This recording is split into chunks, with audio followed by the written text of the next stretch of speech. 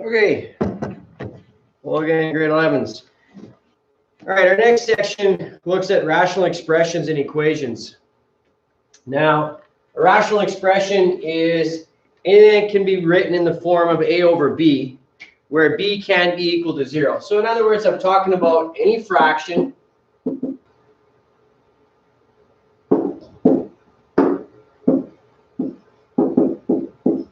in which the denominator can't be equal to 0.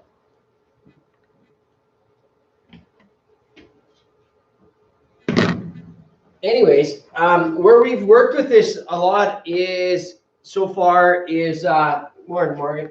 So is 6 over 8, just reducing fractions. That's what we do. We divide this by 2, divide this by 2. We end up with 3/4.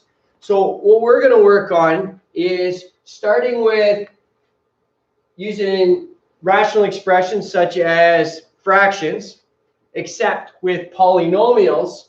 And we are going to reduce them. So we're going to reduce the expression. Now, what we're going to use is basically our factoring skills. So we worked on a lot on that and applied. We're now working a lot on that in pre-calculus, and we continue with it in pre-calculus. So another example of a rational expression is x squared add 7x plus 6.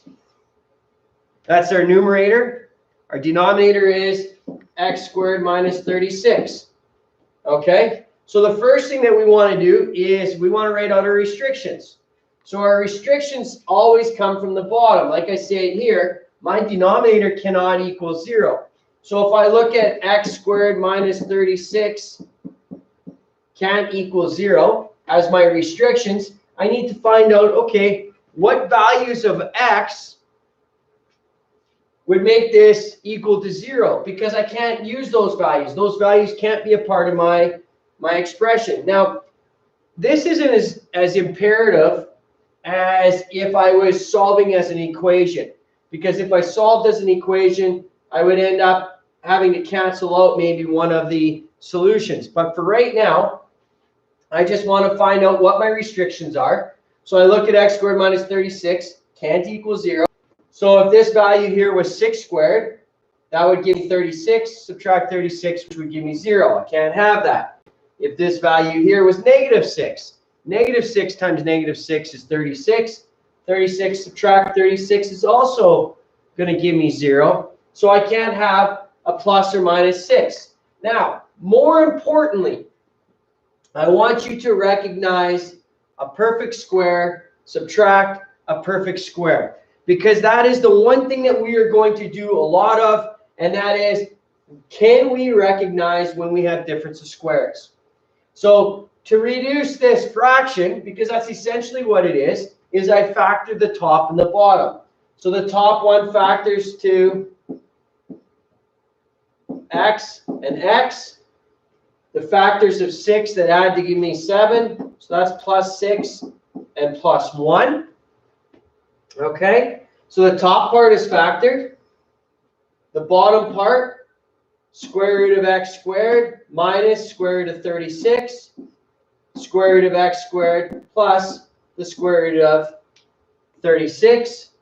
And then at this point, if I have exactly one term on the top that's the same as the bottom, well, x plus 6 divided by x plus 6 is 1. So what am I left with? A reduced expression is x plus 1 over x minus 6, comma, where x cannot equal plus or minus 6. Okay, so we're working on irrational expressions. Again, a rational expression is just any expression that can be put in the form of a fraction in a over b. And then I have to understand that my denominator cannot equal 0 at this point. All right. So I'm going to go into, so I made reference to this as being called a restriction. The book is going to call it a non-permissible value, which is fine. They mean the same thing. Non, that's an E at the end, value. So if you flip your book, if you're following along with me and you flip your page over to page 230, the first thing it says on page 230 is determine all non-permissible values. Okay? So first one is A equal A, 1 over 2x subtract 3. So again, the non-permissible values can only occur on the bottom of the fraction because I cannot have a 1 over 0 or any value over 0 because it's undefined. It gives me an error on the calculator. We know all about that. So how do I work with it? I go 2x subtract 3 cannot equal 0. I add 3 and I divide by 2. So in this question, my non-permissible value is x cannot equal 3 over 2.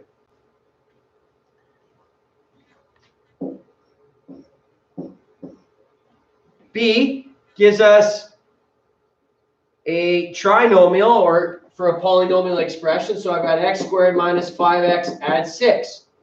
So I see x squared minus 5x add 6 cannot equal 0.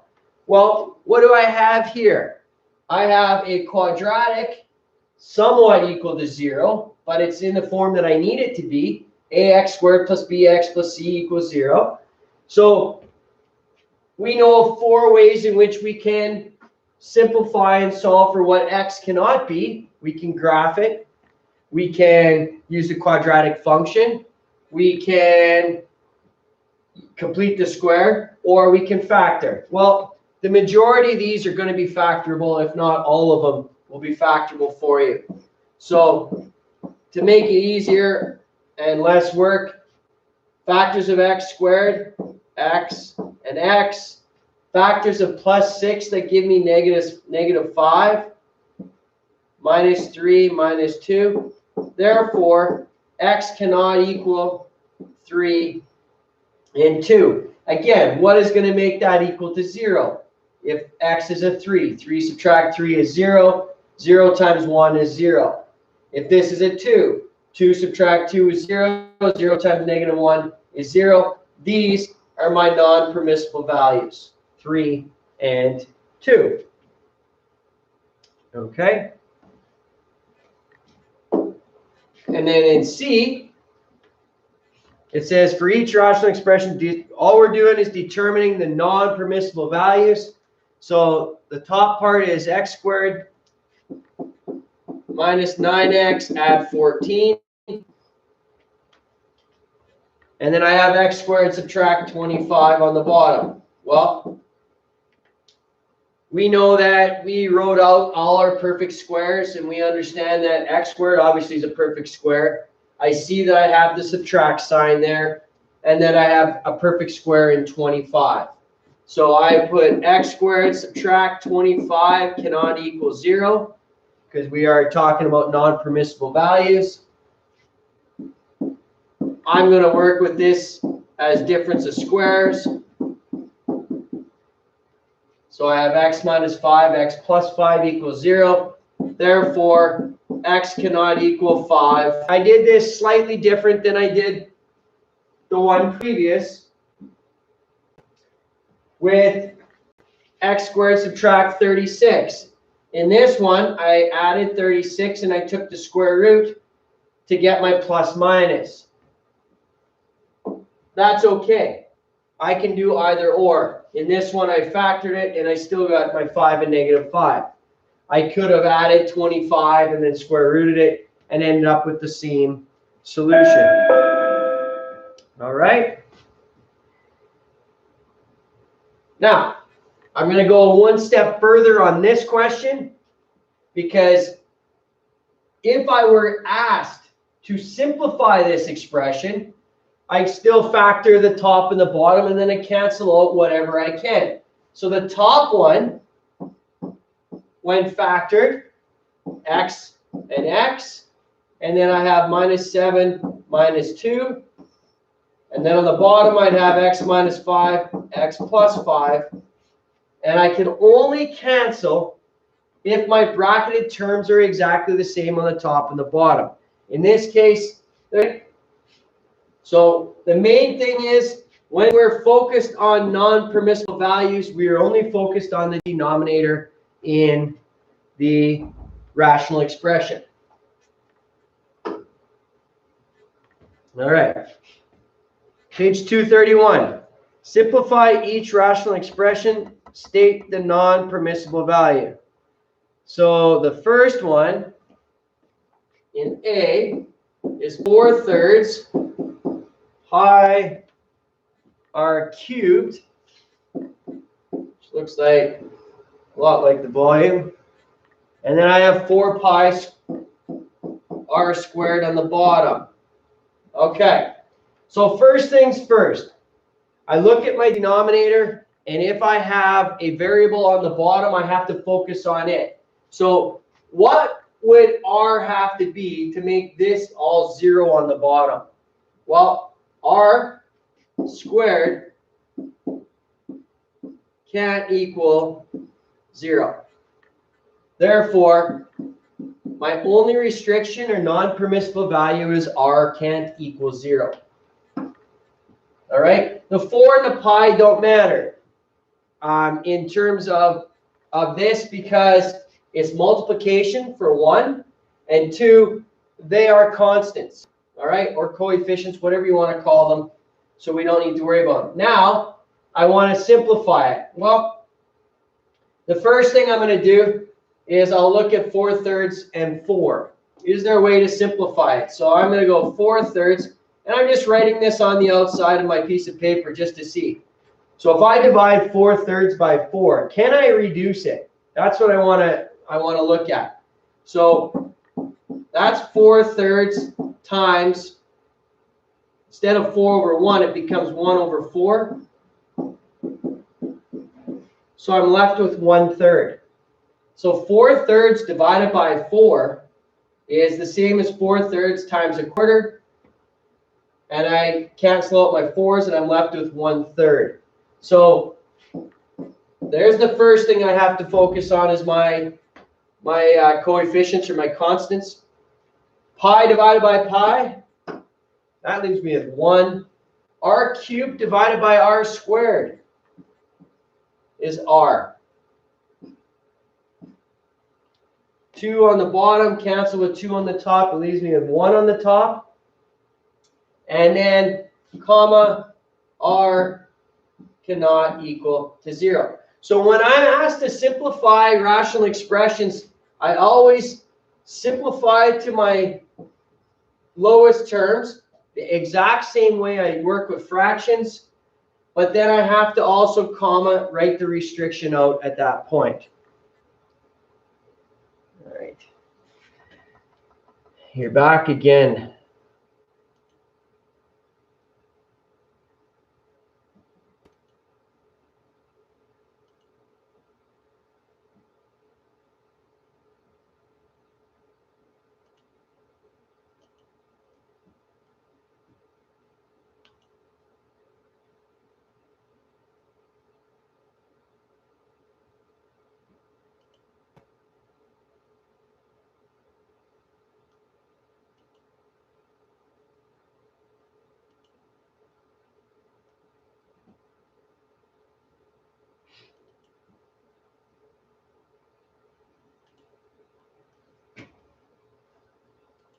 All right, sorry.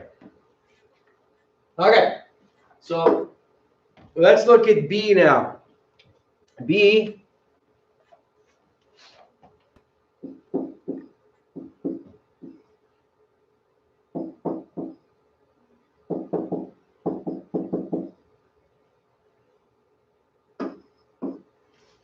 so normally I would tell you, and we should, the restriction should be the first thing that we actually work with. But when I look at these questions and it says simplify, I know I got to factor them. So that's basically where I want to start with this. So again, on the top, can I factor x squared subtract 1? Well, x squared, perfect square, minus sign, 1, perfect square. There we go. So x minus 1, x plus 1. Okay? X squared plus 3x plus 2. Factors of x squared, x, x. Factors of 2 that add to give me 3 plus 2 plus 1. So now, at this point, because I have to do this each time, to me, the best thing for me to do then is to look at my restriction at this point after I have factored it. So I've got x plus 2 times x plus 1 can't equal 0. Therefore, x cannot equal. What value will make that 0? Well, if it's a minus 2 or a minus 1. So you can go right from here to here, if that's what you like to do. Find your non-permissible first. That's usually how they would like you to do it. I like to factor everything right off the bat. And then at that point, I find my non-permissibles. So now I look at this. Is there anything in the top and the bottom that I can cancel or divide out? X plus 1 and x plus 1.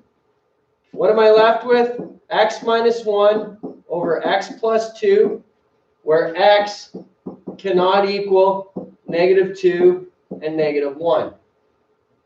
Okay? Now, one might say, okay, this is fine and dandy, but what's the point of this? Where do we see it? Well, one of the things that we do in grade 12 pre-calculus is we get this presented to us, and then they state, okay, can you graph that for me? And we can't graph using technology in grade 12. So I need to somehow reduce this down, and there's rules for this and everything, but I would take this down to this point right here, and at this point, I am able to graph it based on a stated set of rules. Okay, so this is why we have to practice this rational expression. Now we're going to get into solving equations with rational expressions, but most importantly, we want to be able to just simplify them right now at this point. If we can simplify them and take them down, then that's our best case scenario. All right. Let's have a look at C.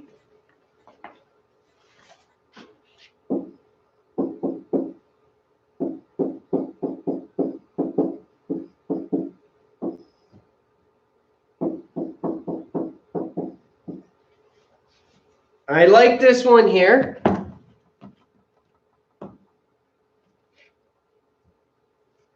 I like this one here because it presents exactly what we need to know in terms of when it comes down to factoring. What's the very first thing that I always say to you?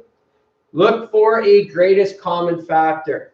Okay, so this presents an interesting expressions in the sense that both the top and the bottom have greatest common factors. So I'm going to factor first, and then I'm going to solve for my my non-permissible value. So the top part, I look at the top part. Number one is I see there's x's in all three. And number two, I see that a 2 can go into 2, 4, and 30. So I'm going to factor out a 2x. So that leaves me with x squared minus 2x minus 15. And on the bottom, I'm going to factor out a 4.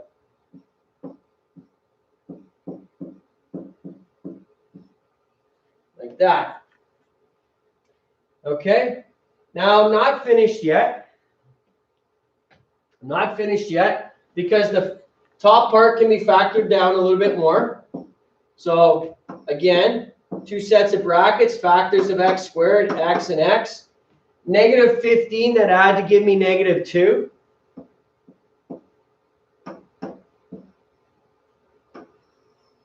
Negative 5 and plus 3. And the bottom part, is it possible to Factor x squared minus 5. The answer, no. Perfect square, excellent. Subtract sign, perfect. 5, not a perfect square, so I'm going to leave it as is. Okay? Now, looking at this bottom part, I have 4x squared subtract 5 can equal 0. So in terms of my non-permissible, divide by 4, I get x squared minus 5 can equal 0 still. That divided by 4 leaves me with x squared subtract 5. 0 divided by 4 is still 0. All right. Then x squared is equal, or not equal to 5. X cannot equal plus minus the square root of 5.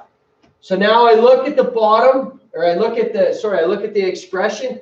Is there anything in this expression that I can cancel out?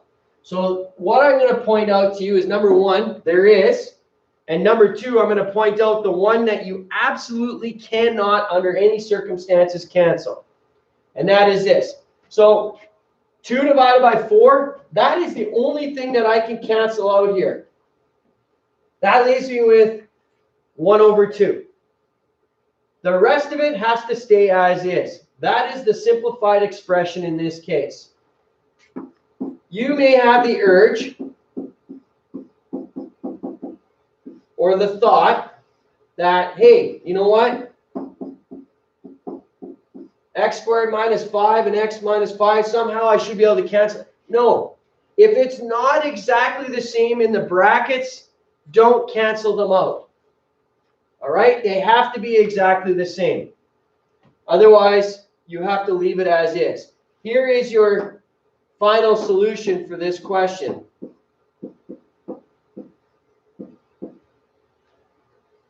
The simplified form of this rational expression is x minus 5, x plus 3 over 2, x squared minus 5, comma, non-permissible value, x cannot equal plus minus root 5.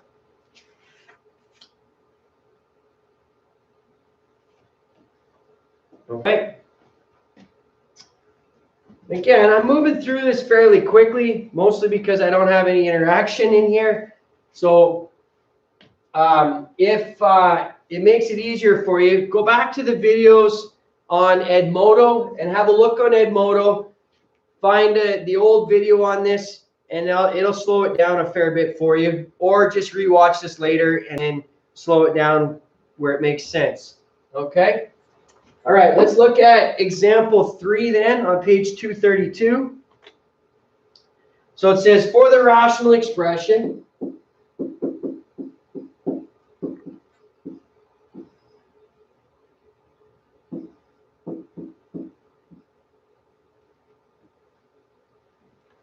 it says determine all the non-permissible values. Okay.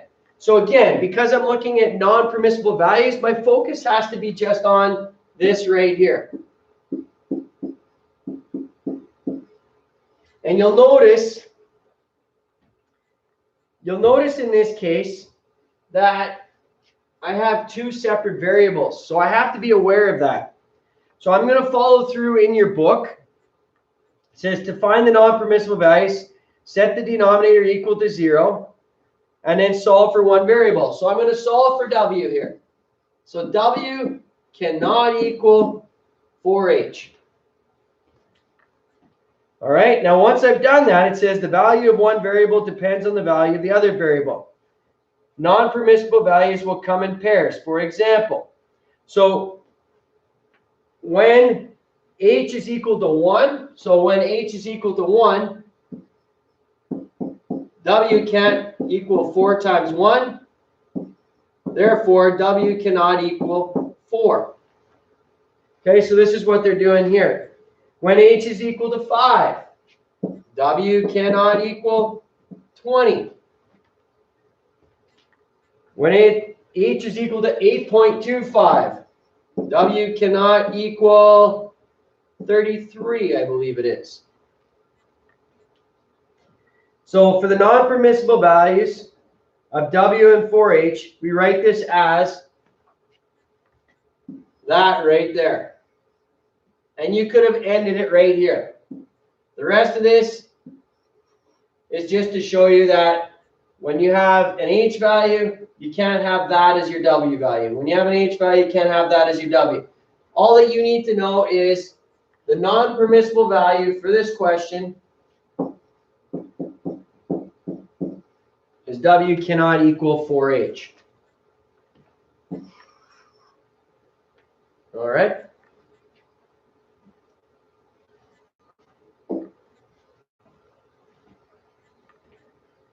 All right. And the last, recognize additive inverses. Okay, this one's a great one. I like this. One of the, like I said, one of the primary things that you have to learn in grade 10 and 11 is how to factor. And then you also have to learn how to factor and recognize when you want to cancel things out. You need expressions to be exactly the same. So looking at this here. All right. First of all, the non-permissible value, 9 minus x can't equal 0. X cannot equal 9.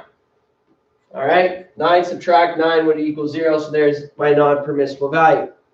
But now I want you to simplify this expression. Well, x squared, perfect square, minus sign, 81, perfect square. So I go x minus 9, x add 9, all over 9 minus x. Now remember what I said before. We cannot cancel out unless the bracketed values are exactly the same.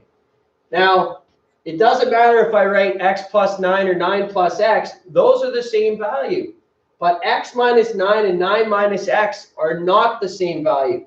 So is there a way to factor it so that they become the same value? The answer is yes. I'm going to leave the top as is, x minus 9, x plus 9. However, on the bottom, I'm going to factor out a negative 1. By factoring out a negative 1, that changes that to a negative 9 and that to a plus x. So I end up like that. Now my bracket on the top is the same as my bracket on the bottom. Minus 1, x plus 9, comma, x can equal 9. There's my solution. All right. Again, anytime I see this in which they're in the reverse order of the one that's on the top or the bottom, all I have to simply do is factor out a negative 1 out of here. And once I factor a negative 1 out of here, I'm good to go. Okay, and I can cancel out top and bottom. All right. And the last one today, B. 12 minus 3x over x squared plus x minus 20. And I'll have to be honest with you, the first time I look at this and I see that negative 3x, I'm thinking to myself, all right, I have a binomial. So that's two terms. It's not perfect squares, obviously. So what's the very first thing that I do is I factor out a greatest common factor. Now, when I factor out a greatest common factor, I'm always going to factor out if the negative is in front of the x, or the coefficient that's in front of the x, I'm going to factor the negative out of it. So I'm going to change that top. I'm going to factor the negative 3x out. That's going to leave me with x minus 4. Negative 3x divided by negative 3x, or sorry, negative 3x. My bad. Let me do that again. My apologies. I have minus 3 is what I'm factoring out. Minus 3x divided by minus 3 is x. 12 divided by minus 3 is minus 4. And then on the bottom, okay, x plus 5 subtract 4. Now, when I'm looking at this, I'm thinking to myself, most of the time I'm going to end up with something on top that's the same as something on the bottom. Rarely will it not happen. And the reason being is because it doesn't make sense why it wouldn't happen. All right, so I can see my x minus 4s. But I do not cancel anything until I've done my non-permissible value. So I look, x plus 5 times x minus 4 cannot equal 0. Therefore, x cannot equal -5 or 4. Cancel that out. My simplified term is -3 over x minus 5, where x can equal -5 or 4. Simplified term with restriction. Okay? So that's 6.1. All right. For those of you that didn't see this morning's first 15 or so minutes, I would suggest you go back and look at it. There's some important information there. So for today, this is what I'd like to see happen. There's 3 things. Number 1 is I want you to set up on Microsoft Teams. So the first thing that you have to do this morning is set up on Microsoft Teams. Okay, and again, that first at 9 o'clock this morning, I explained all of that as to how you do it. The second thing I want to see you get done is get done that assignment and email it to me. Even if you're not done the assignment, email it to me and say, hey, I'm not done. Can I hand it in? I want them in by no later than noon tomorrow. But I'll explain that in our meeting this later on at lunchtime. So I have an assignment. I want that email in. And then the third thing would be to work through 6.1. Okay? But this right here is the most important thing I need you to do as soon as you finish watching this video this morning. Okay? Is I need you to set up on Microsoft Teams. If Microsoft Teams does not work 100% for everybody, then I'll certainly look at the Zoom app. But I want you to look at Microsoft Teams. You need Google Chrome to do it, or you need to download the app for it. And our meeting is, I think, 12:15. I think our first meeting will be 12:15 today. So I want as many of you on that 12:15 meeting as we can, just so that I know that the Microsoft Teams is working, just so that I can see you and make sure that you're doing okay. I want to know where you ended up on that chapter 5 before spring break. I just want to meet with as many people as I can, just to know that you are going to be able to follow along. This is the reality. We will be doing this for, I am suspecting, all the way till June. So we need to work together. Let's get some normalcy. You know, you're working from home. I'm working here today. Some days will be from home. But anyways, that's what I need out of all of you this morning, is to work through that. And thank you for everybody that's emailed assignments. I've got those assignments in on the board there. I appreciate that. At least I know then that you are engaged in what we're attempting to do. It's not easy, I know, but there are worst case scenarios for us in the sense that we do have all the videos. You do have, I will do the best I can on the live, and I will do the best I can with the team meetings to get us all on the same page. Okay? That's it. I hope to see as many of you as I can at 12:15. Email me if this meetings thing is not working for you through Microsoft Teams, and let me know how I can help you. Okay? I'm going to sign off now. Thanks for tuning in.